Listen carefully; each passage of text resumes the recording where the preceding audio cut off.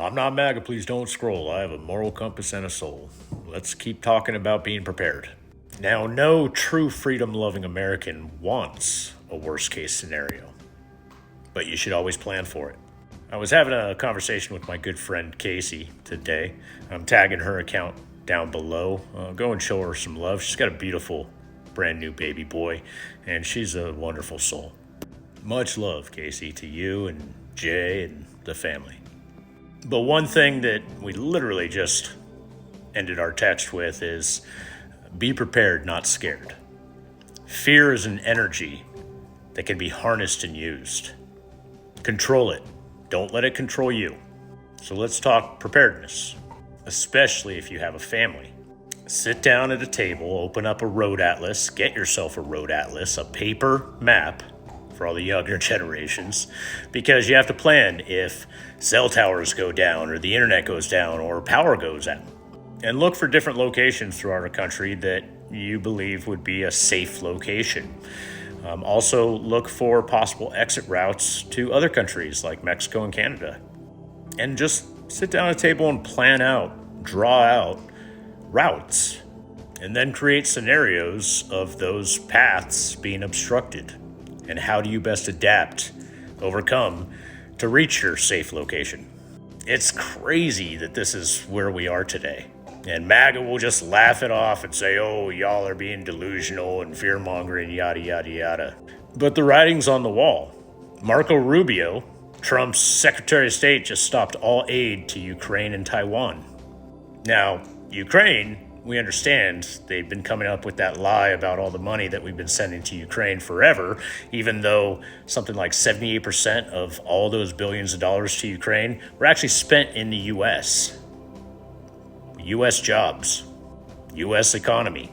But the Taiwan thing is a big red flag of doing Putin and Xi's bidding.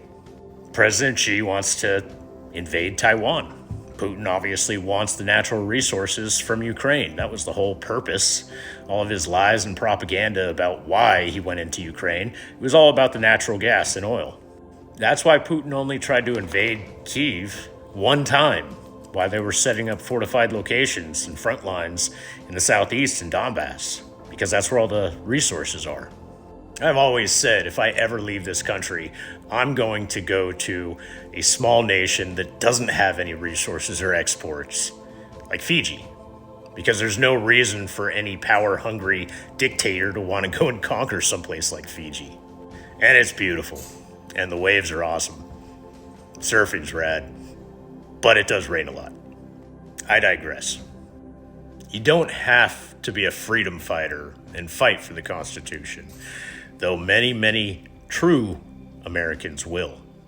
And I'm sure we will see some MAGA that finally see the light of day and say, holy crap, he's coming for me too. I guess I need to pick a side.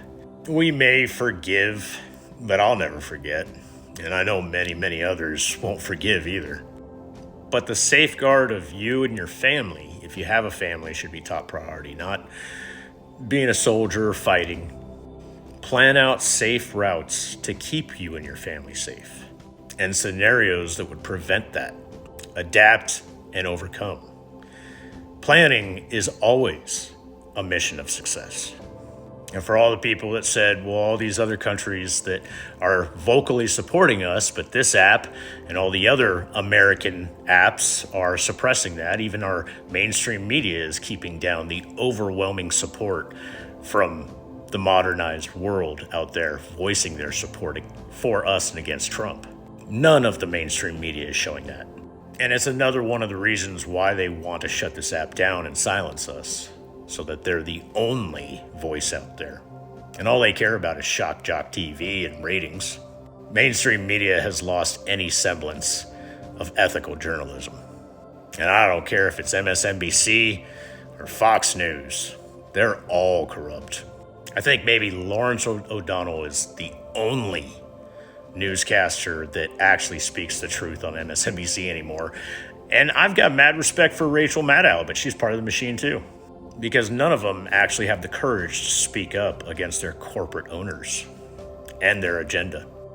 I digress again. Plan ahead. Other countries will come to our aid, but after it pops off, just like we saw in the Revolutionary War. Thank you, France. Trust and rely on you, your family, and yourself. No government agency when it pops off.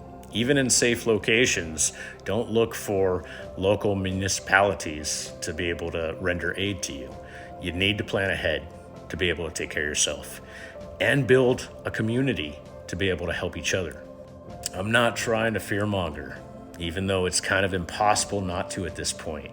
I just want everybody to be mentally prepared for a worst case scenario, because if you freeze, let's just say that freezing in the moment never works out good for anyone.